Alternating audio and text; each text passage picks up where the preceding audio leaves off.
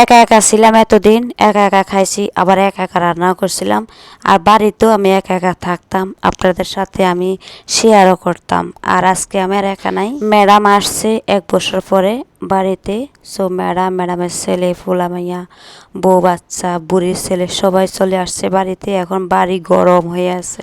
সত্যি এখন আমার অনেক ভালো লাগতেছে, যেহেতু অনেক মানুষজন আছে। বিড়ালের খাবার তো অনেকগুলো খাবার তৈরি হয়েছে আজকে, কারণ মানুষ যত বেশি বাড়িতে খাবারও তত বেশি হয়, তখনও কাজটা বেশি হয়, খাবার অপচয় হয় বেশি। আর বিড়ালগুলো তো খাওয়াইতে পারি, এরা অনেক খুশি হয়। বিড়ালগুলো অনেক মজাও পায় খাইতে। আমি নিজে খাই, আবার বিড়ালের জন্য রাইখা দিই। আবার নিজে খাই, না খাইতে পারলে বিড়ালের জন্য চিন্তা করি। ফালা জিনিসের জ্বালা বেশি, তাই আমি বিড়ালগুলোর জন্য অনেক আমার মায়া লাগে একদিন না খাইতে পারলে। 1 বছর পরে ম্যাডাম আসছে, এখন ম্যাডাম চলে যাবে আবার কিছুদিন পরে, প্রায় 1 মাসের মতো থাকবে। 1 মাস পরে আবার চলে যাবে।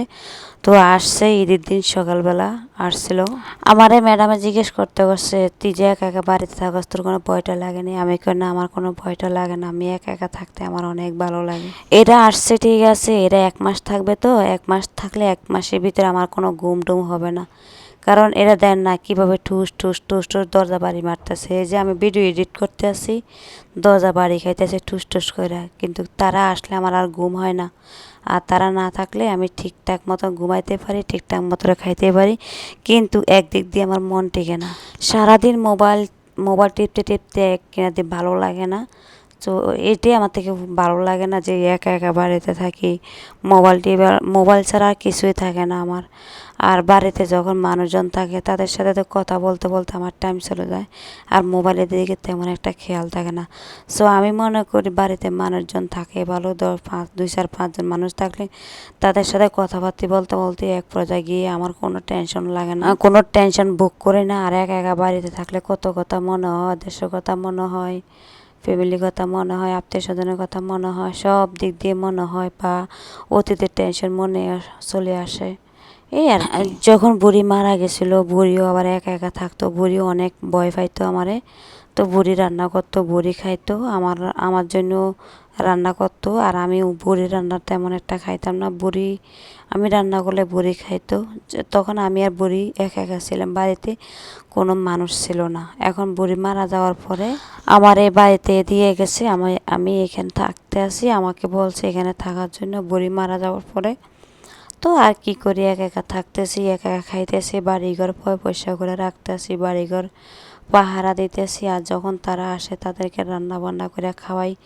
তারা আসে বছরে 2 বছরে একবার আসে। বুড়ি মারা যাওয়ার পরে তারা অতি তাড়াতাড়ি অতি ঘন ঘন আসে। আর যখন বুড়ি ছিল তারা এত তাড়াতাড়ি আসতো না, এত ঘন ঘন আসতো না। মালিকের বউ আর কি, আমার ম্যাডাম তেমন বুড়িরে ভালো পাইতো না, কারণ বুড়ি একটু ক্যাস ক্যাস ক্যাস ক্যাস করতো। আমারে কি জ্বালাই গেছে সেটা শুধু আমি জানি।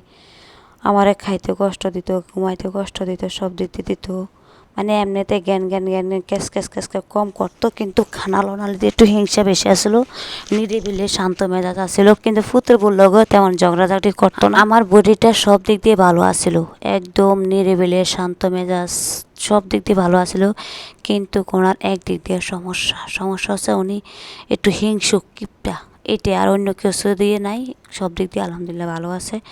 সো সবাই দোয়া করবেন বুড়ির জন্য, আল্লাহ যাতে বুড়ির ব্যস্ত নসিব করুক। আর এখন বুড়ি নাই, বুড়ি এখন আছে কবরে গেছে গা, এখন বাড়িতে কেউ নাই। তো সবাই দোয়া করবেন, ম্যাডামও চলে যাব কিছুদিন পরে।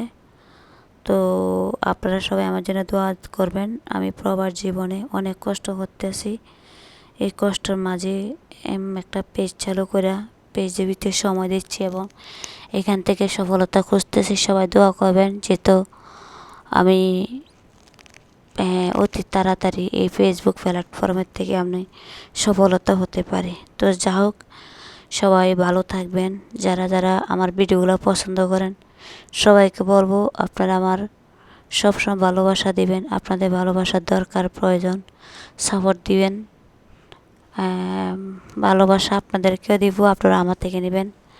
ভালোবাসা একে অপরকে না দিলে কখনোই ফেসবুক প্ল্যাটফর্মের থেকে সফলতা হওয়া যাবে না। এখানে কোনো হিংসা অহংকার কিছু করা যাবে না। ফেসবুক চাই তুমি অন্য ভিডিও যত দেখবো তত তোমার এঙ্গেজমেন্ট রিচ বাড়বে, এটা আমরা অনেকে বুঝি না। তো যাই হোক, আশা করি বুঝতে পারছেন। এখন তো সবাই ভালো থাকবেন। আল্লাহ হাফেজ। Good night, good night, good bye, ফি আমানিল্লাহ।